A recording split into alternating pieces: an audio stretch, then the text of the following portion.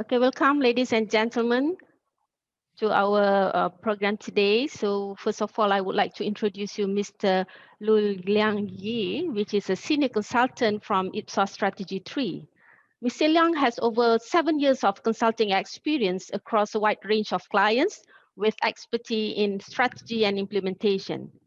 So through his consulting engagement, he has worked with the local and foreign corporates, government agencies and startups on corporate strategy, market strategy, system implementation, and process re-engineering. His key engagement include organizational transformation strategy for local financial service providers and a government statutory body, and go-to-market strategy, consumer UI design, and digital performance marketing for a foreign-based e-commerce setup. Liang graduated with a master's in physics and philosophy from University of Oxford. So without further ado, I would like to pass the session to Mr. Liang. Over to you. Okay, thanks a lot, Dr. Aida, for the introduction. Selamat petang, tuan-tuan dan puan-puan. Once again, good afternoon, ladies and gentlemen. So myself, I'm Liang from IPSOS Strategy3. Just representing my company, I think we are glad to be invited to share our thoughts in this second iteration of the National Seminar on Behavioural Insights, now for the second year running. And today, hopefully I'll be talking about a topic which is interesting to most of us, because as I understand, most of us attendees today are from government agencies, and this is about how policy interventions to support businesses and entrepreneurs, because Malaysia has for a long time and also still currently, we are always supporting policies which are pro-business and pro-growth of our local enterprises as well, but an interesting behavioral insight, behavioral science perspective on them as well. So I'll be mostly talking about a case study, which was conducted by IPSOS and the behavioral science team in IPSOS or in the UK. So before that, just a bit of an introduction. So IPSOS is one of the 3 largest market research firms in the world. So around the world, we have presence in about 90 countries. We are established in France in 1975. We have about 18,000 employees around the world with, I think, about 200, 300 dedicated research specialists who are experts in their fields. And IPSOS Malaysia itself, if you count the field officers, we have around 8 officers around Malaysia and about 500 employees. So again, just very quickly about Strategy3. So Strategy3 is the consulting arm of IPSOS. So in a sense, we deal with all types of engagement. We do market entry strategy, we do corporate strategy, we also do public policy design. I think one key differentiator is that we always approach all engagements through 3 lenses. So for example, when it comes to policy design, while we are strategy-led, it's not just, for example, going to be a bunch of consultants sitting in the office and then deciding on what sort of recommendation we should go about. We are also very research driven, because on top of this, we actually go onto the ground. And I think being positioned as a part of IPSOS helps in this a lot. So we do a lot of qualitative type of interview, focus groups, in some projects, public consultation as well, and quantitative research, so that we can get exactly the issues on the ground directly from the people involved. And lastly, also activation focus. So what we mean by this is that we are very focused on turning the insights and recommendations which we have into actionable policies, because we all know that policy design is not just about creating good policies. It's about getting the buy-in, developing consensus among all the stakeholders, all the collaborating agencies, the lead agencies as well, so that we can deliver the outcomes of the policy. So again, just a bit more today, I think more relevant is on the government side.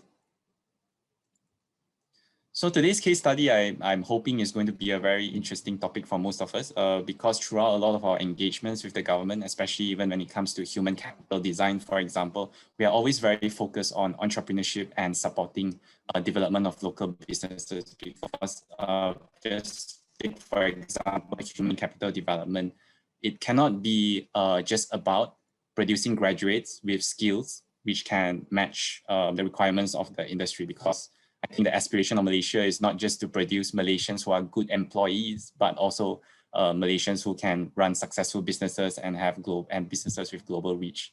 And similarly, when it comes to trade as well, we are always very interested in for example, supporting the growth of our local businesses in exporting to very different markets. So again, Malaysia is not an isolated case. A lot of governments around the world are also looking into that. And particularly today, I'll be talking about a case study where the Scottish government, the regional government, was looking in particular on the behavior of and motivation of businesses in Scotland. So a bit more on the key research question. So the key research question for the Scottish government at the time was, why do SME owners not partake in growth-related behavior? So this means that even though they had a whole range of financial incentives available, whole range of those coaching, mentoring, accelerators and things like that, why is the take-up rate so low? Why do SMEs not want to grow? So again, this is just a bit more elaboration.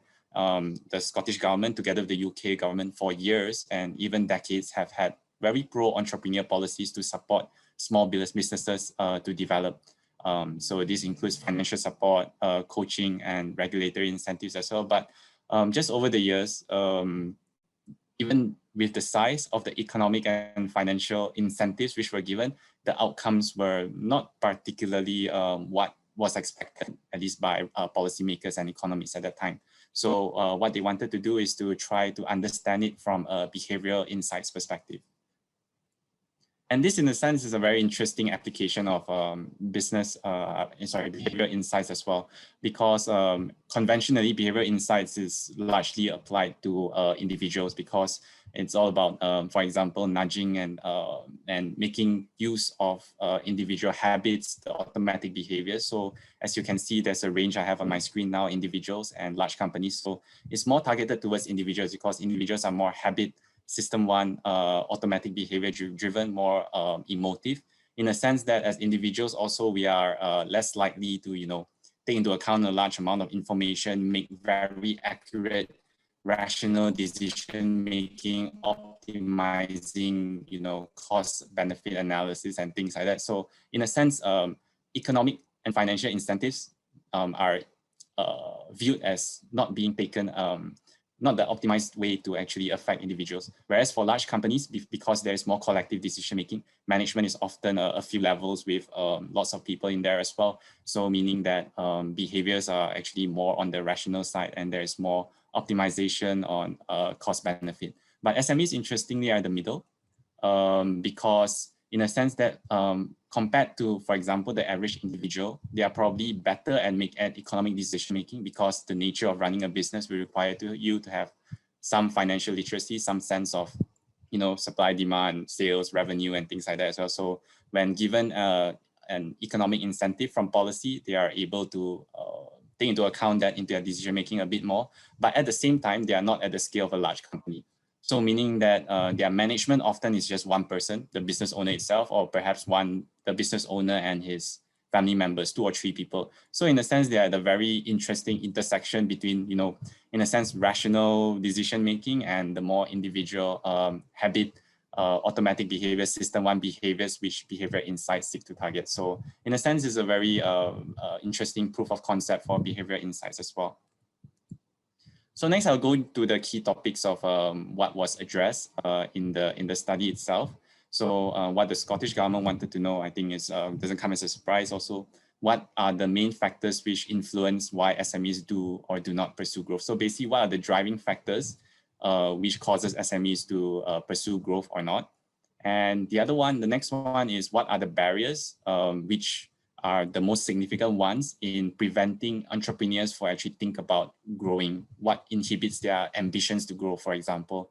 And last one is, do growth aspirations change over the life cycle of the SME? So I think in this sense, they were thinking along the lines of, for example, when the SME started, are they thinking in terms of growing very huge? They have very grand plans, but in the end, over 10 years, over 20 years, it's just sort of their ambition sort of gets tapered off after a while. And lastly, perhaps the most important part is with all the insights which has been gathered, how can the business support system be designed to encourage growth behavior and aspirations among SMEs? So I think I won't cover this in too much detail because this probably has been already covered by a few speakers earlier today. So the whole research was interpreted and designed based on the Combi model. So essentially, What this assumes is that behavior is due to three main driving factors. Capability, so this can be physical and psychological, so whether they are physically able to do certain things, psychological, whether they have the knowledge, they have the mental capacity to do it. Opportunity, social is self-explanatory, physical can be the economic conditions at the time or environmental. And finally, motivation, there is the automatic one, which are more emotive, habit-driven, and then there is a reflective, which is the more rational part of it. So there are quite a few findings from this study, but I think in the interest of time and to make it more relevant for the presentation today, I'll just pick out two very key behavioral findings, which probably would not have been found out if we had not applied a behavioral science style perspective. Is that, so number one, the ambition to grow is actually very heavily dependent on the original motivations to start the business. So what it means that, contrary to a lot of popular belief that, for example, whether an SME currently decides whether they want to grow the business or not, whether they have an ambition to actually grow their operations, to have more reach, have more customers, make more money, it's not much dependent on the current environment, although there are certain factors, but it's very, very dependent on the original motivation when they started the business itself. Another way you could say is that how much the propensity, how much a company wants to grow has already been decided when the business owners started the company in the first place. So that's an interesting finding. And there are three broad groups of these original motivations. So first is unplanned and opportunistic. So either they got roped into a business endeavor with their friends, or perhaps more commonly as well, they just got dragged, quoting verbatim, they say they were dragged into the family businesses. Or the second one is work-life balance. So I think this is more understandable. Some of them decide to quit working as an employee, and in a sense want to be their own boss. They want to have a good balance of income, good balance of work, and a good balance of a sense of fulfillment as well. So they find that starting a business helps them as well. And the last one is the rarest, unfortunately, is material motivation. So these are people who start off a business thinking that they want to be, for example, the next Elon Musk or the next tycoon and things like that. So they start off with thinking about business as a sense of their goal right at the start is to build a very successful business, and also to have the material consideration. So meaning that basically they wanted to get rich. So as I mentioned before, the first two groups actually dominated. So what this means is that a very considerable proportion of businesses actually went into business with the primary intention of did not go into business with the primary intention of being very successful, because I think you can see about it already. So when you come to the first one, because it's unplanned. So previously, for example, they were schooling, or even before they started a business, they didn't have any grand plans to start a business in the first place. So that's why there is no ambition to grow. Doing enough is probably good enough to them. Work-life balance, I think, is also self-explanatory, because the thing is that growing a business takes a lot of effort, mental capacity, and things like that as well. So they are not looking towards extreme amounts of growth, probably just very modest amounts. And material motivation is actually the one with the least. So this has very interesting policy implications as well. One is that probably you can look into two ways. One is that there is a need to incite behavioral change through education, enablement, and environmental restructuring. So what we mean by this is that there needs to be some environmental-wide, or rather a group-wide change in mentality when it comes to how businesses approach growth, because otherwise, if the initial motivations are not there and the environment continues supporting this type of thinking and behavior, then no matter what amount of incentives you are going to offer, you're not going to achieve the result which is required. Second is perhaps more on the more practical side, is a suggestion for more policy targeting. So in a sense that the thinking is that you are able to increase policy efficiency if you do not aim to, for example, support provide blanket support to every single SMEs. So meaning that perhaps there's a filter process where you pick out those SMEs which are more motivated, have more ambition to actually grow, and effectively channel more resources towards them. And there are already few parallels in the current ecosystem which are currently doing that. So for example, pitching contests, accelerators, which selectively provide more resources to a select few companies rather than blanket support. And in a sense also there is hope that this type of channeling of resources will be able to provide some form of behavioral change through modeling, because you can create role models. Second one is more on negative uncertainty. So I think the first part is probably quite straightforward, that ambitions to grow are very negatively impacted if there is uncertainty. But there's also very strong recency bias. So I think just to elaborate a bit, political and economic uncertainty are often key factors. And in a sense, you can say there is a similarity to individuals as well, because I think in various amounts of literature and articles you can read is that individuals generally have a tendency to avoid very complex considerations. If we have a complex piece of work or complex topic, we generally try to avoid it until the very last minute. I mean, that's called procrastination. So in the same sense also, when there is political and economic uncertainty, it brings about a lot of challenges and a lot of complex considerations when businesses try to do business planning, because there's so much more to account for, contingencies and whatnot. And next, also recent events strongly shape perceptions, and also there is a sense of confirmation bias towards negative outcomes. So what we mean by this is that, for example, I think I'll just take an example from the recent experience. What we mean is that businesses will look into the negative outcomes from current events to justify not pursuing growth in the past. So for example, they will look at, right now, COVID-19, or rather in a more contextual term, Brexit, which was at the time of this study, they look at it as a justification of not expanding, because in a sense, they will look back and say that good thing I did not plan to expand to, say, France or expand to Europe at the time, because Brexit would have ruined all my plans. So in a sense, they are doing a form of confirmation bias to justify their previous decisions. And this reinforces their tendency to not have any growth ambitions. Second one is, the last one is more of a type of business procrastination as well. So in a sense, there's a continuous postponement of business planning. So for example, in 2008, when there was the financial crisis, businesses was thinking, okay, we will wait until there is more certainty before I do some business planning to expand. But what happens is that when growth started to come back, customers started to come back, there was the Scottish independence referendum, which was announced, I think, 2 years in advance. And then again, it was the same line. Let's wait until there is more uncertainty. But by then there was Brexit, and so we wait another 2 years for more certainty. And now there is a COVID-19 as well. So it's basically a reinforcing cycle, which never ends as well.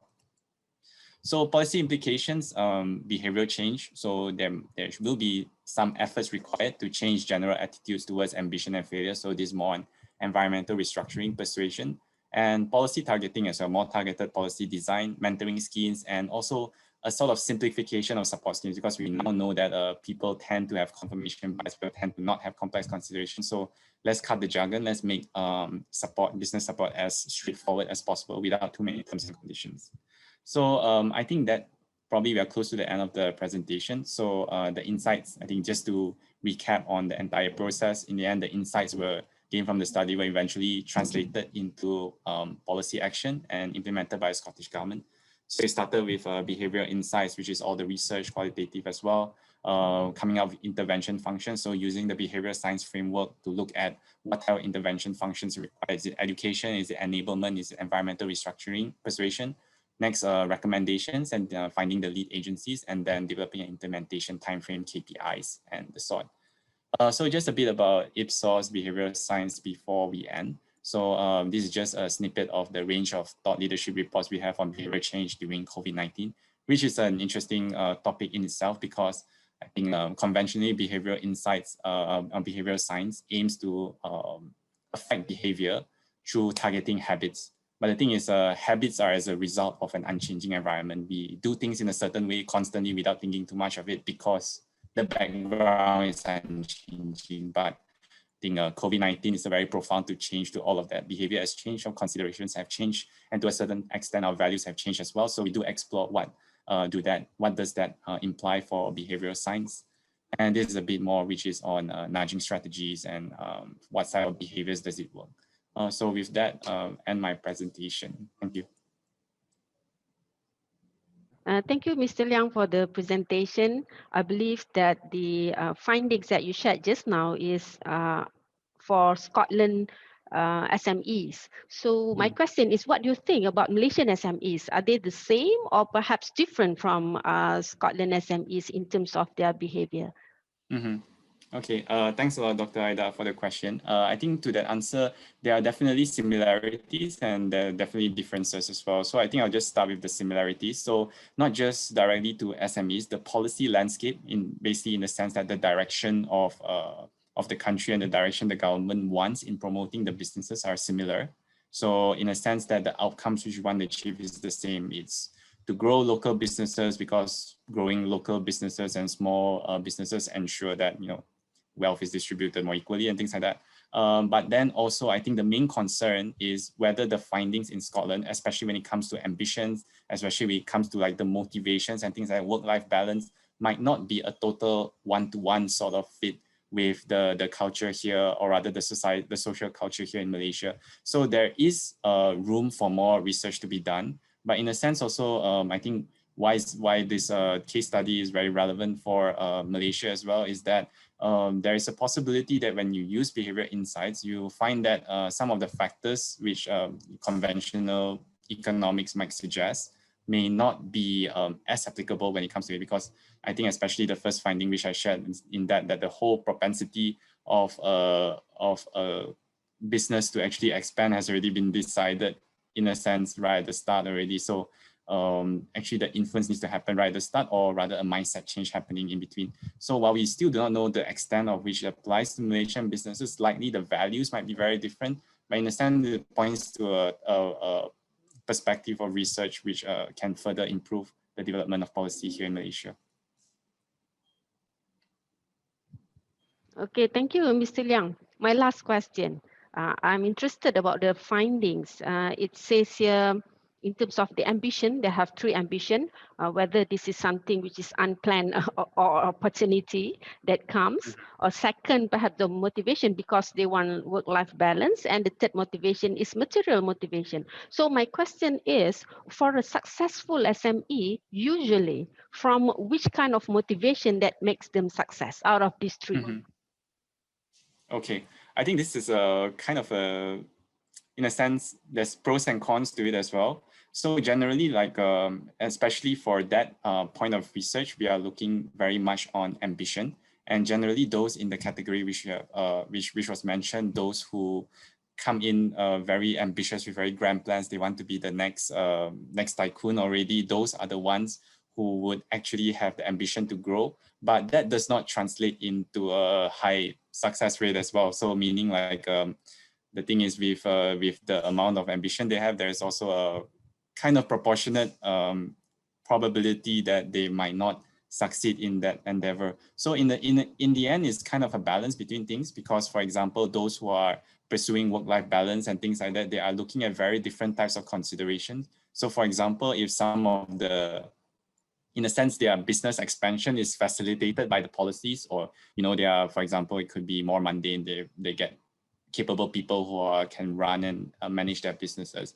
Then actually what has started off as very modest ambitions to grow the business can actually turn into something else as well. But in a sense also, I think just to emphasize, it's not as if we need to just only support the businesses who are ambitious in the first place, because there's a fine line between overconfidence and actually being successful.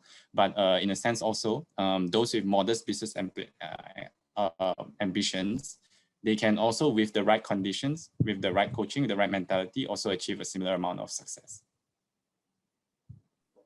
Okay, thank you very much, Mr. Liang. Once again, thank you very much for your sharing. Thank you, Dr. Aida. Okay, ladies and gentlemen, we are very honored today to have a speaker, Mr. Faisal Naru. So before I pass the session to him, let me introduce Mr. Faisal. He is currently the Senior Economic Advisor at the OECD, responsible for the team that works with the government internationally on behavioral insights, regulatory policy, and governance and institutional change, and also organizational culture. As a public policy expert, he has worked in and with governments from across the world, including on behavioral science, public sector modernization, and regulatory reform.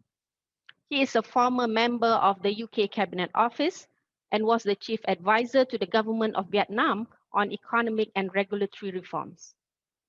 Prior to that, he set up and headed the policy and regulatory reform practice, as well as on the leadership board of a global development consultancy working in Asia, in the Middle East, Africa, and Europe on public sector change and performance improvement. He graduated from the University of Oxford. So without further ado, I would like to pass the session to Mr. Faisal. Over to you. Assalamu alaikum wa rahmatullahi wa barakatuh. Thank you very much, Dr. Ida, for the very kind introduction. And it's a pleasure to be speaking to many of the friends and also distinguished guests here in the audience today. I'm sorry I couldn't be with you, but I do hope that another time I will be able to come and join with you and to be able to be with you during this journey that Malaysia has undertaken in order to apply behavioral insights inside public policy and inside organizations. So today I will be sharing with you some of my thoughts and some of the work that has been done in relation to applying behavioral insights inside organizations and inside public policy. Now, firstly, I think it's important to think, well, why has behavioral insights become so popular?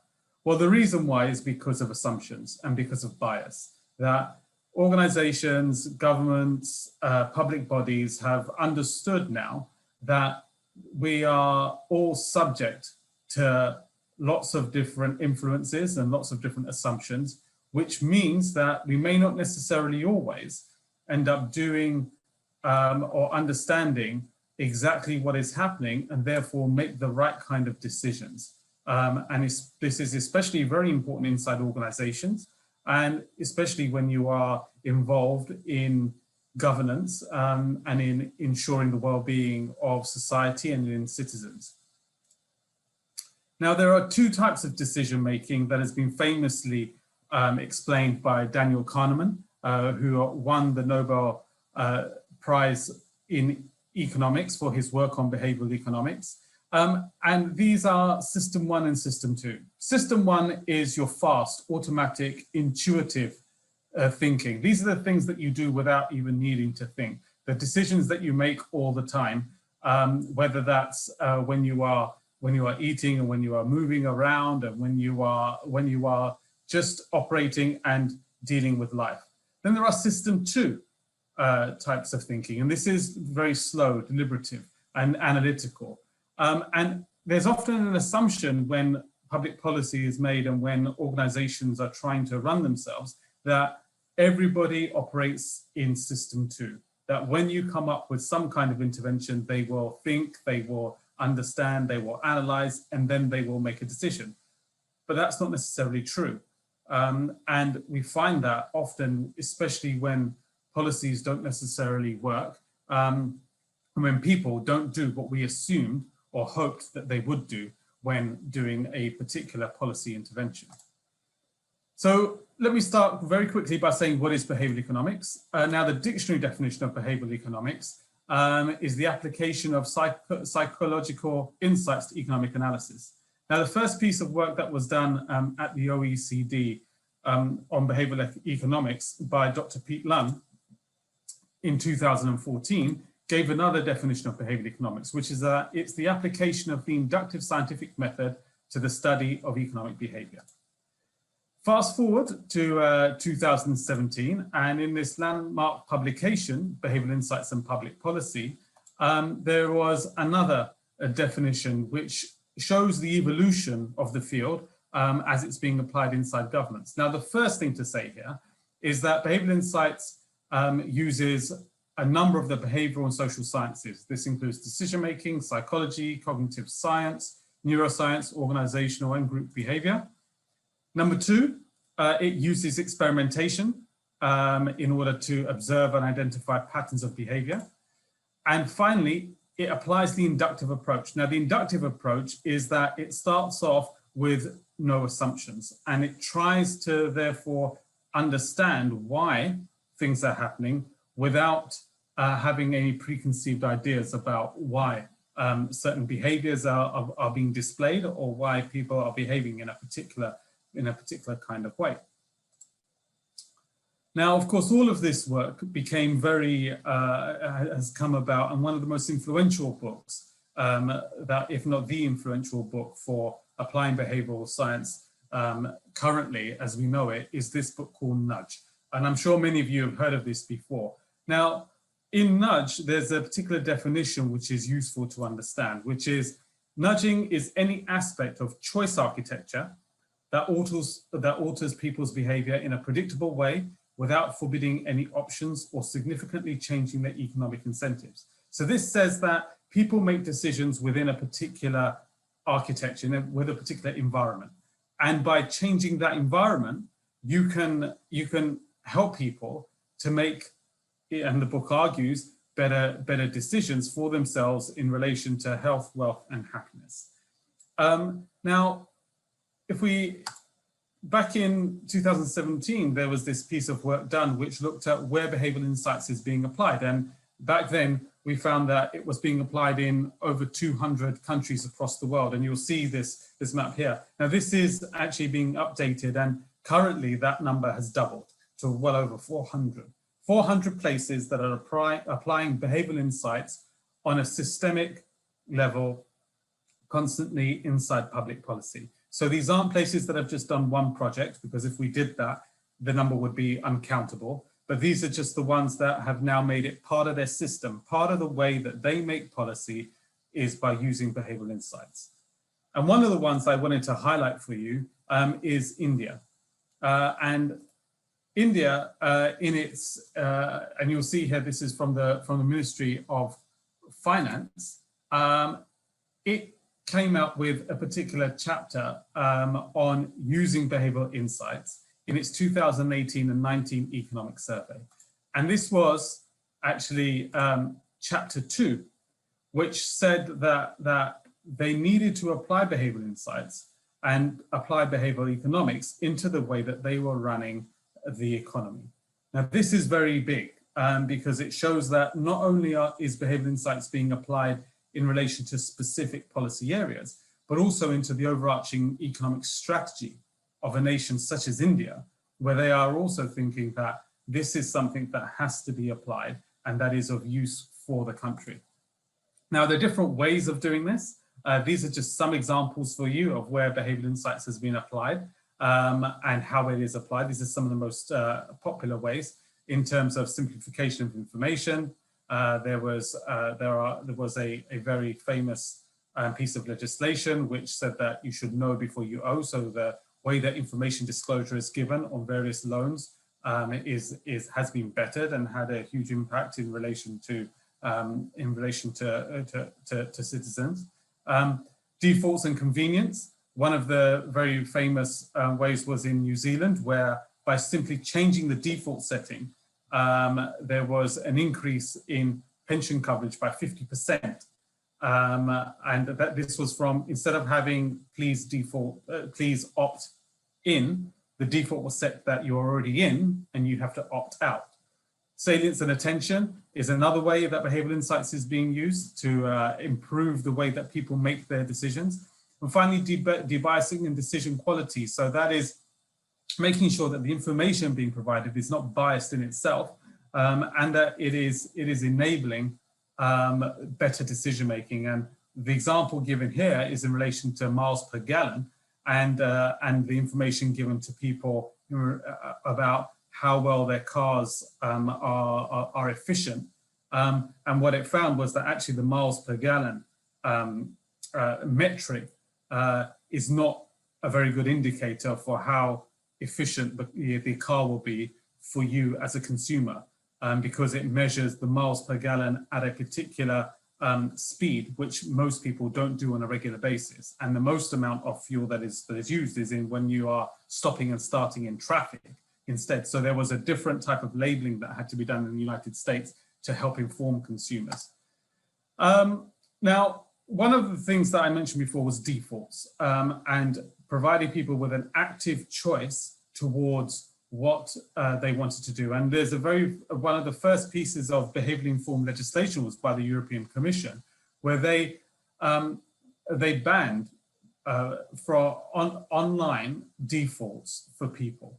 So what do I mean by this? Well, what I mean by this is that as you can see on the screen, often when you ended up trying to purchase something online, and in this case it's a ticket, it could be an airline ticket or a train ticket, what would happen is that previously you would be automatically defaulted into buying the insurance. Now, many people in their system one thinking would be quick, trying to book their tickets before they go, and wouldn't necessarily notice that, and would by default be paying for insurance that perhaps they didn't need. So this was outlawed. And instead now people have to make an active choice, and they have to click. They can't be defaulted in. They have to choose to say that, yes, I want to have insurance. And this can be on many different things. It could be on wrapping paper for presents. It could be anything that previously people were defaulted in. Now they have to show an active choice. And this is a very good example of how behavioural insights has been used in order to shape policy and laws itself inside the European Commission. Now, another way that behavioural insights is being applied is in understanding people's behaviour. And this is one of my favourite examples here, which is that in 2009, the tax authority in the UK did some research to try and find out more about why people were not paying their taxes on time and were not complying with what they needed to do. And if you have a look here on the screen, the important piece of information that you'll see that only 4% were genuine tax dodgers. They were people who were trying deliberately not to pay their taxes. Now, if you know that as a government or as a regulator, you will know that there is no need for you to have a strategy that has huge amounts of government inspectors in order to try and find people that are trying to who are trying to not apply to pay their taxes on time. But instead, what you want to do is you want to be able to focus your efforts on the others who are trying to conform or who simply need help and who need guidance in order to pay their taxes on time, and maybe a more small targeted strategy in order to try and get those people that are trying to dodge their taxes. So this is very informative for how you may construct a strategy for constructing your particular inspection regime, or it could be any other regulatory regime that you may have. Another piece of interesting, I guess, example here is from the Netherlands on the cookie clause opinion, which is around information disclosure. Now, many of you know that when you click on a website or click on any app, you have to click saying, yes, you accept the cookie settings that there are. Now, in the Netherlands, they tried to understand more about that, and they tried to cost this. So they did an exercise, and they realized that for businesses, it was costing them 74 million euros as a one-off cost in order to set this up. And then on an annual basis, it was costing businesses 7.1 million euros in order to have this cookie clause option being there. Now, in terms of the user burdens, it was actually costing 27 million euros per annum just to click yes. But if people actually read the thing, the cookie clause, then it would actually cost about 1.6 billion euros instead. So there's a huge burden attached to this information. And this was done back in 2016. And if we fast forward now, in 2019, there was a very good piece of work from the Netherlands regulator and also the Australian regulator as well about disclosure of information and why that should not be the default for many people, for companies to try and inform consumers or try to inform people about their rights and about their obligations. Because as we know, and if you are anything like me as well, nobody reads terms and conditions. Very few people do that. And therefore, having that in place is a huge burden on businesses, but it's also a huge burden upon consumers and doesn't necessarily achieve the end result that it's trying to achieve. And so there has to be some rethinking done, and this is a very good report that applies behavioural insights into trying to find out about what are the potential ways of trying to have a better system for having consumer protection and ensuring that the right pieces of information are being applied to people. But so, with all of these different things, what are the types of lessons that there are for policy? Well, there are quite a few. I'm not going to go through all of them, but maybe I'll just highlight some of these for you. Here, I've already mentioned about defaults. People like losing more than like winning, which is known as loss aversion. So people will often remember a loss more than they will remember a win. They'll remember pain more than they will remember gain. Optimism bias, people are unrealistically biased, and governments are unrealistically biased, and organizations are unrealistically optimistically biased, particularly when they are trying to do a very large project.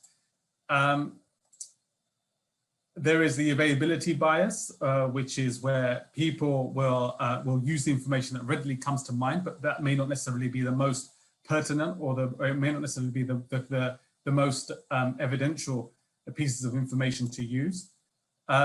People like to do what others do. This is called social norming. And I'm sure that we'll be able to discuss a bit more about this, but this is a very effective tool in applying behavioral insights. Salience and simplification, I already mentioned before, and the status quo bias. People procrastinate and they don't like change. And so therefore, that is one of the biases to tackle in trying to address and to try to understand more about behavioral science. And this all comes from an article with the link there, which I would encourage you to read, which is a very useful article. Also, the other things that we can learn from the behavioral and social sciences is that people will act against their own interests, financial interests, when they perceive unfairness. Now, this is very important in terms of having fair and equal processes, particularly inside organizations, that people do care about being treated fairly. Also, people are generally willing to incur costs for the greater good, but only provided they're confident that everybody else is doing the same. They don't want to be the only ones. And these are some of the insights, again, that can be used in designing or in thinking about behavioral insights. So is this all new for government? Well, it really begs the question about whether or not governments are involved in evidence-based policy making, or whether they are getting policy-based evidence. And what do I mean by that? Well, what I mean by that is that, well, evidence is not necessarily a clear-cut thing. Is it biased or is it not? And this is another very important quote that I like from Werner Heisenberger, who won a Nobel Prize in physics, which is, what we observe is not nature itself, but rather nature exposed to our particular method of questioning. So when we try and find evidence, and when we try and find data or information, sometimes the way that we find it is biased and leads to certain conclusions which may not necessarily be very useful for making decisions on the right kind of things to do inside organizations or inside governments as well. So what are the lessons for policymakers and organizations? Well, the first one I would say from all of this work is that behavioral insights is not the silver bullet.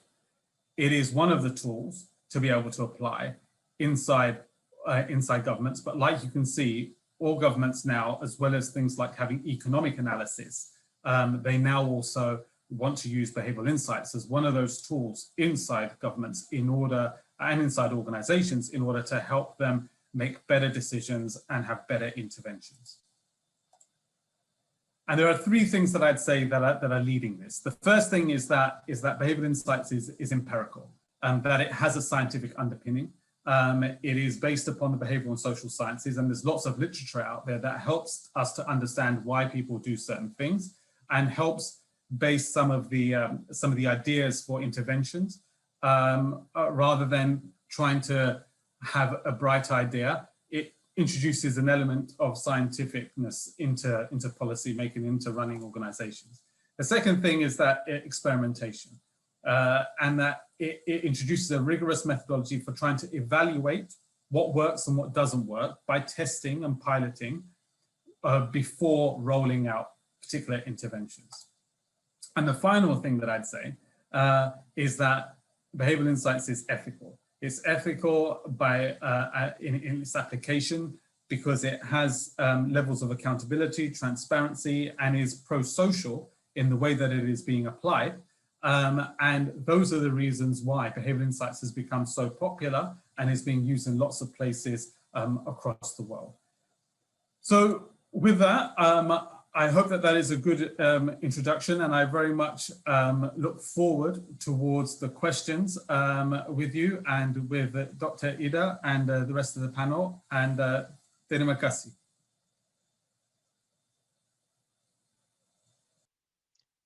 Thank you, Mr. Faisal, for the presentation. And we are going to have a Q&A later. Ladies and gentlemen, if you have any question, please put your question in the chat box.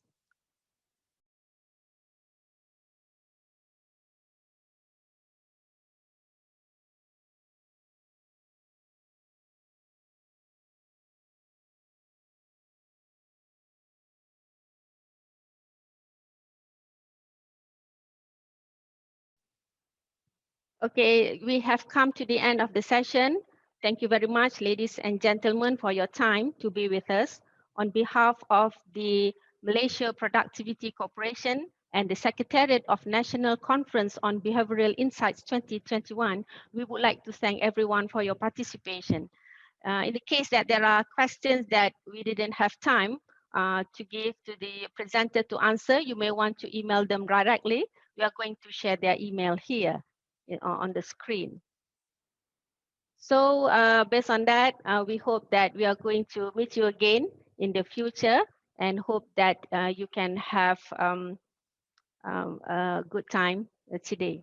Yeah, so I'll pass the session to the MC for today. Thank you very much.